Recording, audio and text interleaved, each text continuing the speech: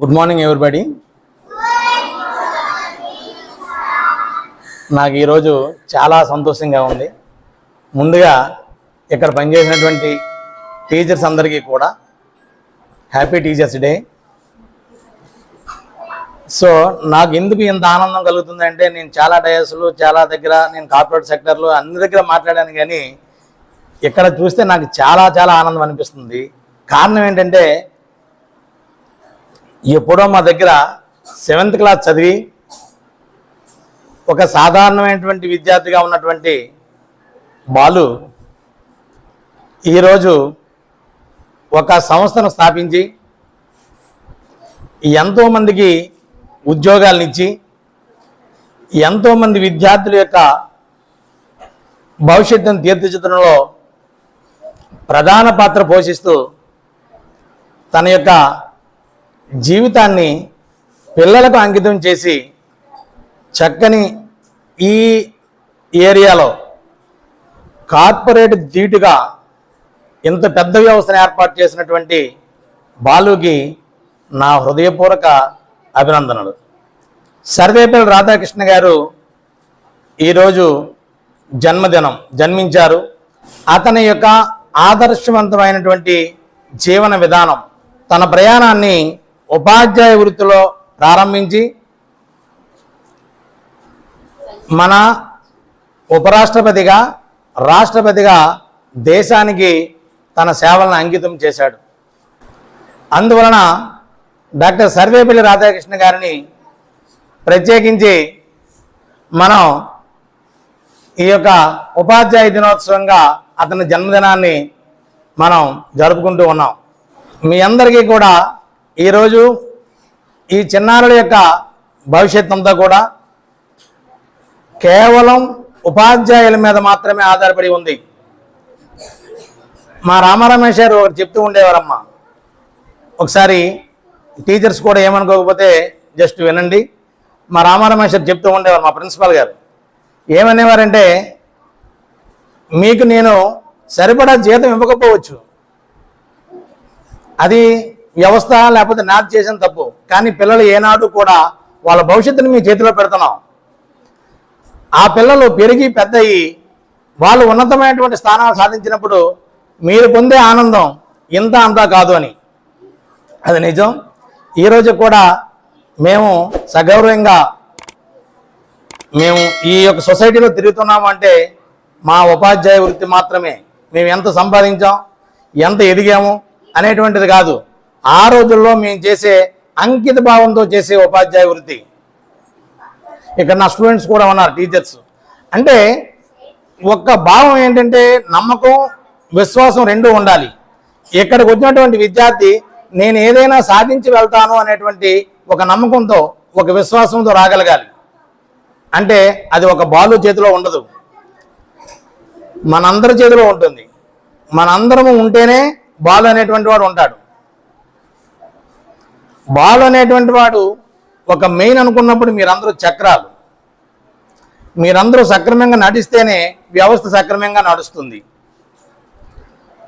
అందువలన మీ అందరూ కూడా ఒక విద్యార్థిని 4 గోడల మధ్య ఒక పుస్తకము, పెన్ను, ఉపాధ్యాయుడు, ఈ 3 వస్తువులు మనం ప్రపంచం యొక్క సమాజంలో, ప్రపంచంలో ఉన్నటువంటి ఈ ప్రపంచాన్ని అంతటినీ కూడా మనం చదవగలం. ఆ 3 మారుస్తే ఆ 3 థింగ్స్ అనమాట.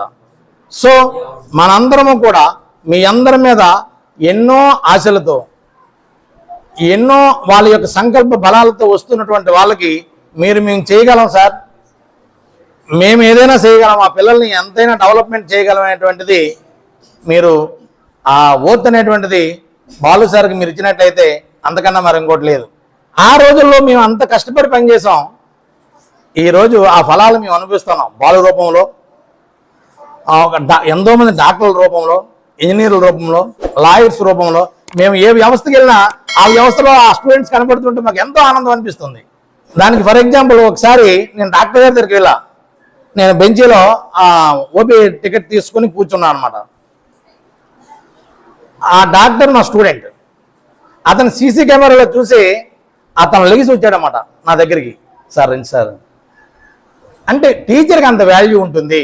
ఒక పేద, ధనిక, రాజు, బంటు అనేటువంటి తేడా లేకుండా నిస్వార్థంతో అందరూ సమానమైనటువంటి భావంతో తన పిల్లలు కూడా తరగతిలో ఉన్నటువంటి పిల్లలే తన పిల్లలుగా భావించినటువంటి ఏకైక వ్యక్తి ఒక ఉపాధ్యాయుడు మాత్రమే. పిల్లలకి ప్రశ్నించే తత్వాన్ని నేర్పాలి. వాళ్ళు క్వశ్చనింగ్ అనేటువంటిది రావాలి. పిల్లలు ఎప్పుడైతే ప్రశ్నించే తత్వం మీరు నేర్పారో మీరు 75% మీ వృత్తిలో సక్సెస్ అయినట్లు లెక్క. వాడు ప్రశ్నించకుండా వెళ్ళిపోయాడు అంటే మీరు 25% మాత్రమే మీ వృత్తిలో ఇచ్చేసారనేటువంటిది, సక్సెస్ అయ్యారనేటువంటిది చెప్పుకోవాలి. ఎందుకంటే ప్రశ్నించే తత్వం ఎప్పుడైతే వచ్చిందో మీరు ఏం చెప్పారనేటువంటిది ఆ పేరెంట్కి అర్థమవుతుంది, ఆ పిల్లడు వైబ్రేట్ అవుతాడు, అదేవిధంగా మేనేజ్మెంట్ కూడా సాటిస్ఫై అవుతుంది. నేను ఎస్సీ వెల్ఫేర్ హాస్టల్కి వెళ్ళి అక్కడ టీచ్ చేస్తున్నాను ఈవినింగ్. నాది సడన్గా కలెక్టర్ వచ్చాడు, రంజిత్ కుమార్ కలెక్టర్. అతను వచ్చి ఆ రికార్డ్స్ అవి వార్డెన్తో మాట్లాడి క్లాసు చూడడానికి ఇలా ముందు కలెక్టర్ వచ్చాడు నాకు తెలియదు. ఆ ముందు ఒక ఉంటాడు కదా వాడు చూసేటప్పటికి ఓకే గ్రూప్ 1 ఆఫీస్ లెవెల్లో వచ్చాను అనుకున్నా, చూశాను, నేను లెసన్ చెప్పుకు వెళ్ళిపోతున్నాను. కలెక్టర్ వచ్చి పక్కన కిటికీ దగ్గర కూర్చొని ఉన్నారు, చూసి నిలబడి ఉన్నారు, విన్న తర్వాత అయిపోయింది. నేను ఇలా వచ్చిన వెంటనే మెషారు ఎలా ఉన్నారు మా పిల్లలు అన్నారు అనమాట. అతను చూసారు ఎంత చక్కగా అడిగారో. మా పిల్లలు ఎలా ఉన్నారు? మా పిల్లలు వీళ్ళందరూ ఎవరు? మీ పిల్లలు. మీరు వీళ్ళందరూ మీ పిల్లలే. వైకుంఠపాలెం ఇచ్చినే చెప్పాలి వాడికి, పాము చెప్పకూడదు. పాము గురించి చెప్పకూడదండి. వైకుంఠపాలెంలో పాము గురించి చెప్పకూడదు. వేరే మింగేస్తారు అంతే, ఎప్పుడైనా మింగేస్తుంది మనకెందుకు లేని ఆట మానేస్తున్నాడు. ఓకేనా? ఎప్పుడు నిచ్చిన గురించి చెప్పాలి. అరే నాన్న ఇదిగో ఇది ఎక్కావు, 3 స్టెప్స్ ఎక్కావు, ఇంకా కొద్ది ముందుకెళ్ళు, 6 స్టెప్స్ ఎక్కుతావు. అలా చెప్పినప్పుడు వాడు ఆలోచిస్తాడు, ఇక్కడ వెళ్ళాలని. అప్పుడు వాడు లైఫ్లో వాడు స్థిరపడతాడు. మీరు సమాజంలో మంచి గుర్తింపు పొందుతుంది. ఇప్పుడు మేము ఎట్లాగైతే మేము ఎంత సంపాదించినప్పటికీ కూడా మాకు ఆస్తి మా స్టూడెంట్సే. మన పిల్లలందరూ కూడా మన ముందుగా వచ్చి నమస్కరించేటట్టు చేసుకోండి, అది చాలు. ఎందుకు ఇలాగన్నానంటే మనం తప్పించి పారిపోయిన వాళ్ళు చాలామంది ఉంటారు, అంతే వాడి లైఫ్లో వాడు స్థిరపడలేదు. సో వాడు ఏం చేస్తాడంటే మనం తిట్టుకుంటాడు. వాడికి తెలియదు మనం చెప్పింది. ఆ రోజుల్లో ఎప్పుడు నిస్వార్థమైనటువంటి భావంలో మొట్టమొదట ఉన్నటువంటి వాడు ఉపాధ్యాయుడే. అదేవిధంగా ఈ యొక్క సృష్టిలో ఉపాధ్యాయుడు అనేటువంటి వాడు ఎంత ప్రాముఖ్యతని కలిగి ఉన్నాడు అనేటువంటిది చిన్న దోహ రూపంలో చెప్తా. గురు గోవిందోవు కడే కాకేలా గౌపాయ్ బలిహారి గురు ఆప్నే గోవింద్ దియో బతాయ్. మనకి కబీర్తో చెప్పినటువంటి దోహ అండి ఇది. గురువు గోవిందుడు, భగవంతుడు మన యొక్క గురువు ఇద్దరు ఒకేసారి ప్రత్యక్షం అయిపోయారయ్యా నీ దగ్గర, నీవు ఎవరికి నమస్కరిస్తావు ముందు అని అడిగాడు అన్నమాట. అంటే మొట్టమొదటిసారిగా గురువు గారికే నమస్కరించాలి, అది స్టాంప్డ్ అనమాట. ఎందుకు అంటే అతను భగవంతుడు అనేటువంటి జ్ఞానాన్ని ఇచ్చినటువంటిది ఎవరు అంటే గురువు. లేకపోతే అతను ఎవడో నీకు తెలియదు. ఓకేనా? అతను ఎవడో మనకి తెలియదు.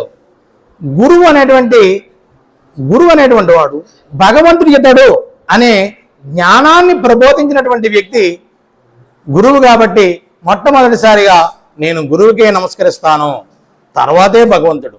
ఈరోజు మనం ఈ గురు పూజోత్సవాన్ని ఇక్కడ నేను ఈ విధంగా జరుపుకున్నందుకు చాలా ఆనందంగా ఉంది. ఎందుకంటే నేను ఇప్పుడు ప్రజెంట్ విశాఖపట్నంలో కార్పొరేట్ కాలేజీలో పనిచేస్తున్నా. అయినప్పటికీ కూడా నేను వాళ్ళు ఎప్పుడైతే మా ఇంటికి వచ్చి నాకు ఇన్విటేషన్ ఇచ్చారో నాకు చాలా ఆనందం అనిపించింది. అదే మొట్టమొదటి మాట అదే.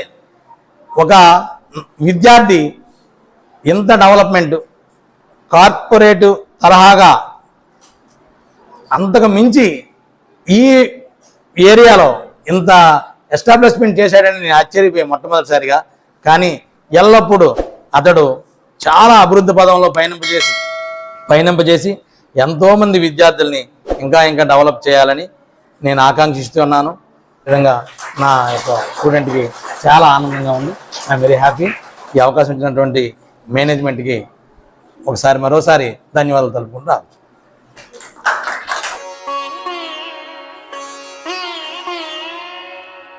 గురుర్ ब्रह्मा गुरुर्विष्णु गुरुर्देवो महेश्वरा गुरुः साक्षात् परब्रह्म।